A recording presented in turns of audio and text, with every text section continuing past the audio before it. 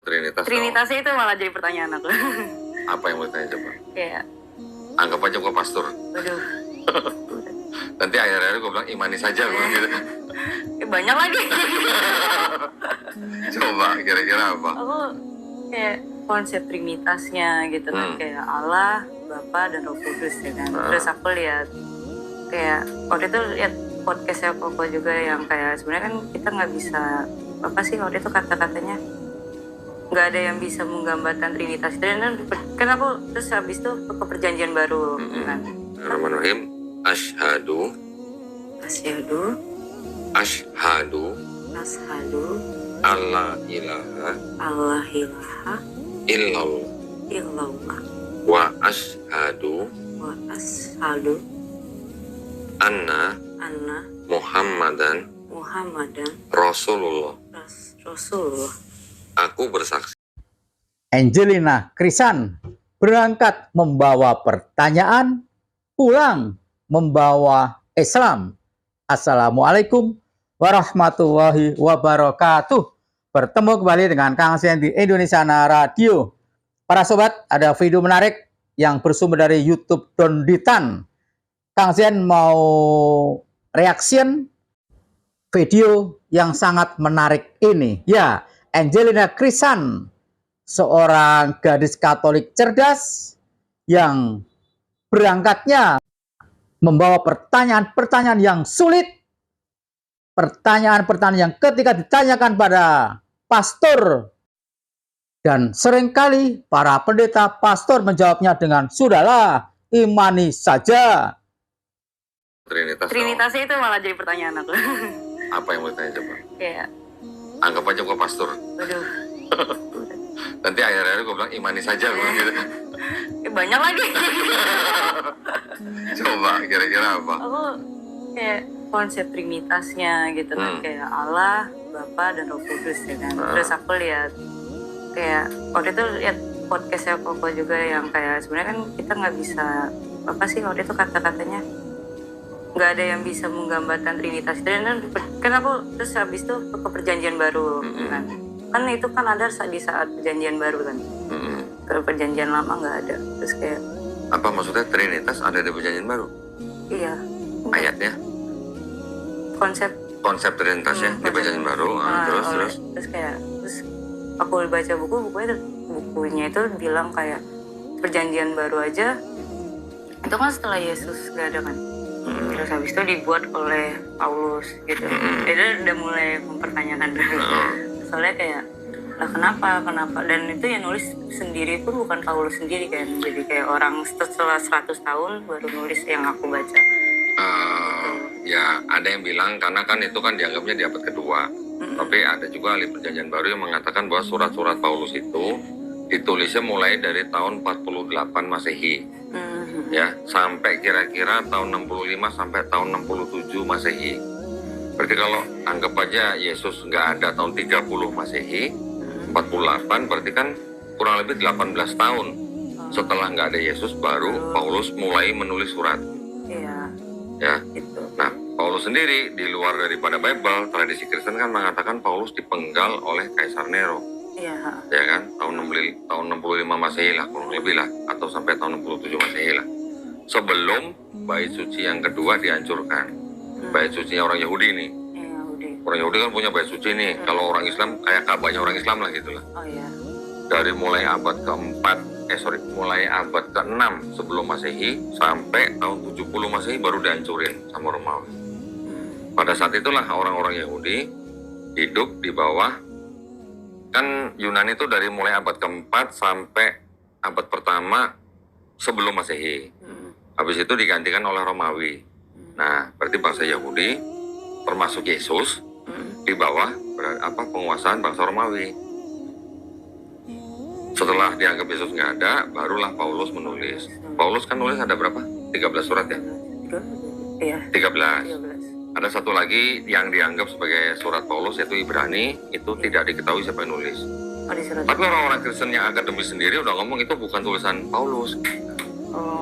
Nah, itu saat Ibrani. Sisanya surat-surat Paulus itu ada 13.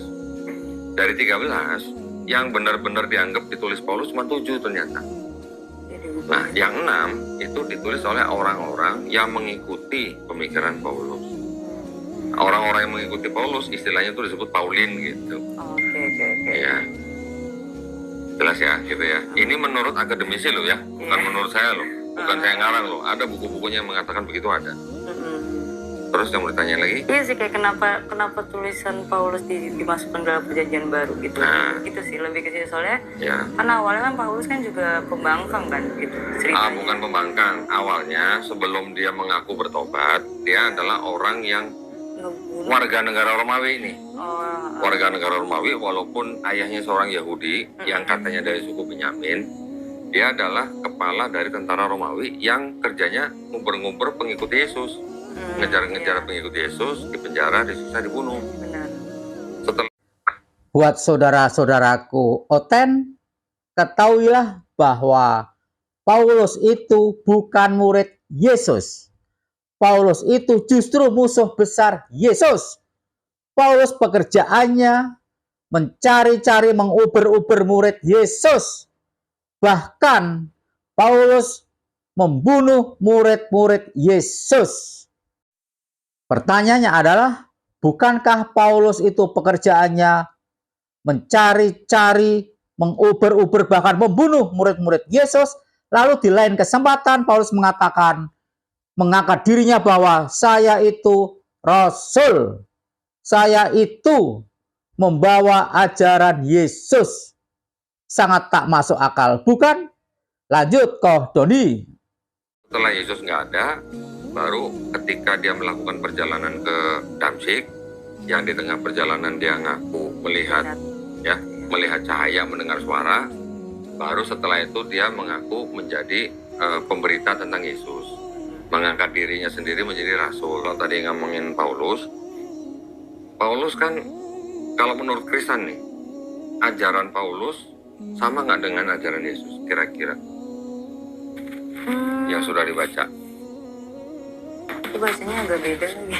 Bedanya di mana? Kira-kira ingat nggak? Benar. Agak beda tuh.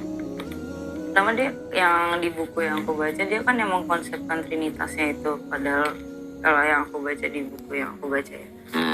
Terus kayak padahal terus apa lagi ya? Bingung juga sih. Ini saya rangkumin ya. Ada tokoh Paulus. Paulus ini kan menulis surat-surat. Ada dianggap 13 surat. Mungkin Paulus sendiri juga nggak nyangka kalau surat dia juga jadi kitab suci gitu. Mungkin ya. Bisa jadi. Ya, karena kan itu hanya surat-surat dia kepada jemaat-jemaat di Kolose, Roma, Galatia dan segala macam kan. Dia hanya menulis surat untuk artinya apa? Ada yang untuk menegur, ada yang untuk menguatkan, ada yang untuk menghibur gitulah ya, dengan ajaran-ajaran dia. Mungkin juga dia nggak berpikir bahwa surat dia bakal jadi kitab suci. Nah, tapi yang jelas dia mengangkat dirinya sebagai rasul untuk apa? Untuk orang-orang non-Yahudi. Ya, jadi ini kan ada sebuah bangsa Yahudi yang waktu itu masih di bawah penguasaan bangsa Romawi. Untuk orang-orang Yahudi, Paulus bilang, kalian harus tetap hidup di bawah hukum Taurat. Ya, karena kaum Yahudi kan mengikuti hukum Taurat yang diterima oleh Musa. Sedangkan Paulus, dia ingin mengabarkan berita tentang Yesus ini kepada orang-orang yang non-Yahudi. Orang non-Yahudi ini yang disebut dengan Goyim. Yang diajarkan si Paulus ini kepada orang-orang yang non-Yahudi ini, ternyata gini. Jadi kalau orang-orang Yahudi harus tetap hidup di bawah hukum Taurat, untuk orang-orang Goyim, ya, itu tidak harus hidup di bawah hukum Taurat. Jadi tidak harus mengikuti hukum Taurat. Yahudi. Kalau di hukum Taurat, nggak boleh makan babi kan? Iya.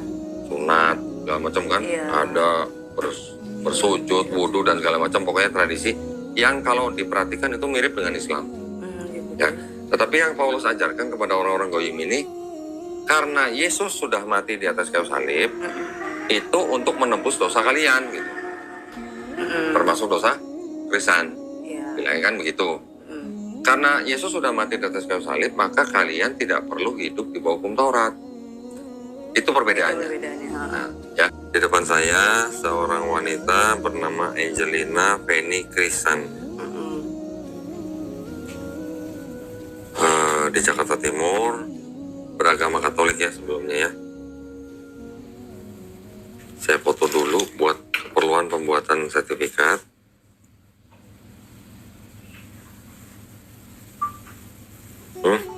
Video. Oke.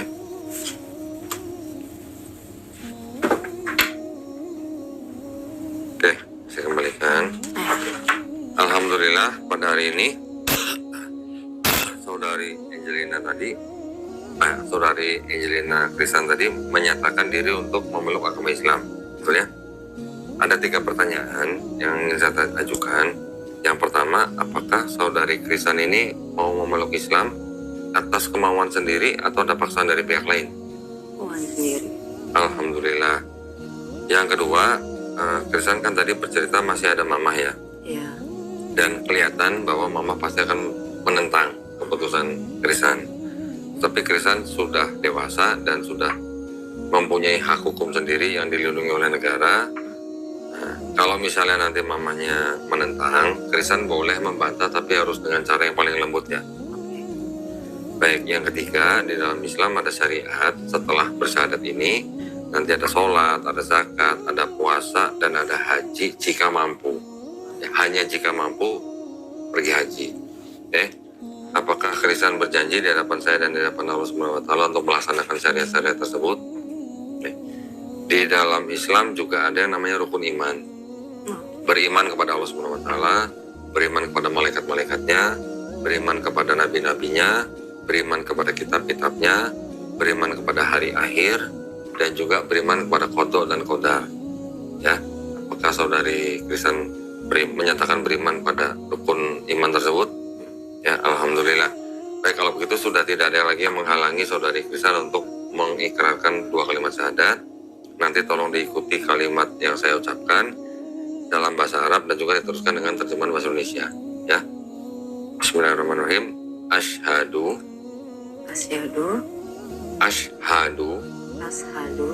alla ilaha illallah wa ashhadu anna Muhammadan Rasulullah.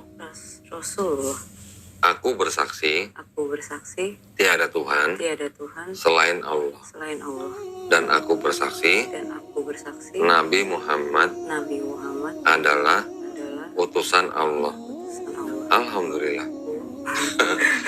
So, begitu aja kan? Alhamdulillah. Masih deg-degan? Saksi sah? Allahu Akbar. Mulai sekarang saudari Krisan sudah menjadi seorang muslim. Muslim adalah orang yang berserah diri hanya kepada satu pencipta. Ya. Muslim secara Angelina Krisan akhirnya tahu bahwa agama Kristen bukanlah pengikut Yesus. Karena sesungguhnya pengikut Yesus adalah mirip dengan ajaran Islam. Yesus berpuasa, Muslim berpuasa. Kalau meninggal dunia pakai kain kafan, Muslim juga demikian. Kemudian Yesus sunat, Muslim juga sunat. Dan akhirnya Angelina Krisan pun bersyahadat karena Angelina ingin mengikuti ajaran Yesus, tak mau lagi mengikuti ajaran Paulus. Bagaimana pendapat para sobat? Silakan tulis di kolom komentar. Mohon maaf jika ada yang salah. Wassalamualaikum warahmatullahi wabarakatuh.